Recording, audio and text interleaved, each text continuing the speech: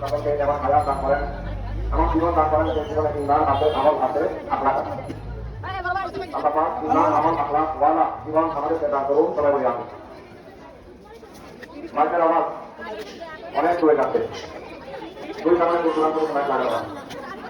এক নম্বর কারণ মাইকের আওয়াজ শুনে সকলে ব্যান্ডেলের ভেতরে আসবে, কারণ সামনাসামনি কথা শোনা আর ফেসবুক টুইটার ক্যামেরার মাধ্যমে শোনা হাত পাঠাবে সব। মসজিদের নিস্তারা মুসল্লিরা ইমাম সাহেবকে দেখে দেখে বয়ান করেন, আর সাতখানা মুসল্লিরা ইমাম সাহেবকে দেখে দেখে বয়ান করেন, যার কারণে নিস্তারা শোনা আর সাতখানা শোনা আঘাত পাঠাবে সব।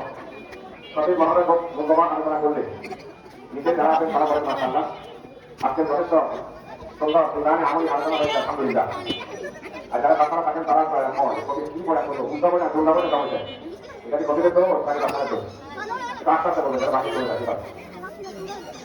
আল্লাহ তাআলা আমাদেরকে সবকিছু বোঝাতে অভিজ্ঞতা করেন। তাহলে এখন দূর দূরান্তের কাউন্টে আমাদের কারণে মানুষ থাকবে, কিন্তু মুরব্বী যারা আছেন তারা কথা বলবেন, যেটা কথা আগে ছিল এখন আসে না, যেখানে থেকে দেখা গেছে তাও আলহামদুলিল্লাহ শুনে কথা আশা করবেন না।